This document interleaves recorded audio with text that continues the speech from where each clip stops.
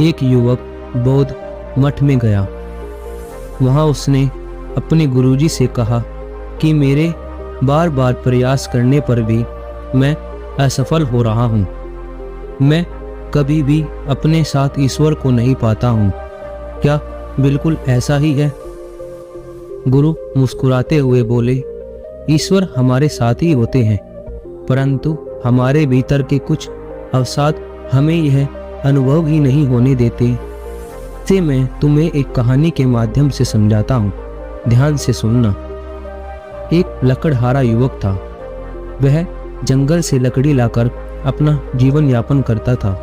इस युवक को भी तुम्हारी ही तरह यह शंका थी कि ईश्वर उसके साथ नहीं है। कई बार भी जब वह जंगल से लकड़ी लाने जाता था तो वहां या तो किसी जंगली जानवर के होने का शोर हो जाता, या बारिश आ जाया करती थी, या कोई और कारण हो जाता था। तो वह बहुत दुखी हो जाता और यही कहता कि ईश्वर उसके साथ नहीं है, भाग्य साथ नहीं दे रहा है। एक दिन इसी स्थिति में ईश्वर ने उसे स्वप्न में दर्शन दिए और कहा कि तुम अधीर मत हुआ करो पुत्र, मैं तुम्हारे साथ ही हूँ। परंतु वह युवक बोला, मुझे विश्वास नहीं होता है प्रभु कि आप सत्य कह रहे हैं, मुझे कभी भी अनुभव नहीं हुआ। भगवान जी बोले, अब से जहाँ भी तुम चलोगे अपने साथ साथ मेरे भी पैरों के निशान तुमको दिखाई देंगे।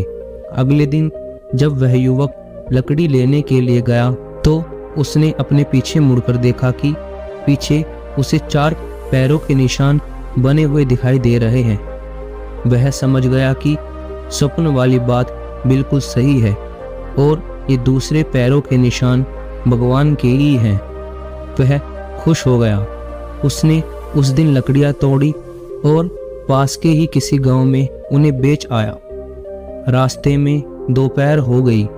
जैसे ही उसने तेज धूप में पीछे मुड़कर देखा तो उसे बस 2 ही पैरों के निशान दिखाई देने लगे।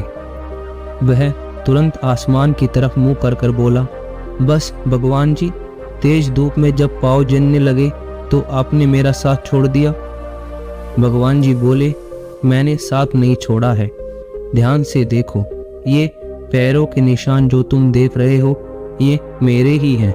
धूप तेज है, तुम्हारे नग्न पैर इसे सहन नहीं कर पाएंगे, इसलिए मैंने तुम्हें अपनी गोद में उठा रखा है। वह लकड़हारा अचंभित होकर रोने लगा और ईश्वर से माफी मांगने लगा।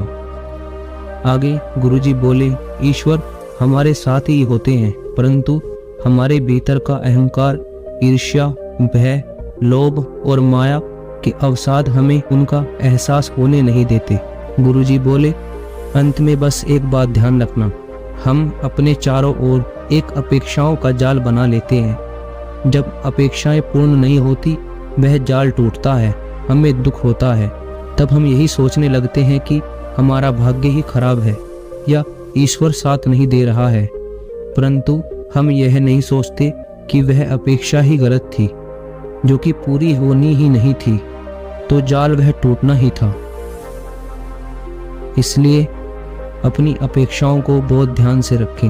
अपनी हालातों के अनुसार ही अपनी अपेक्षाओं का सृजन करें। कोई भी ऐसा अपेक्षाओं का जाल न बनाएं जो कि हमारे समय अनुसार सही ना हो।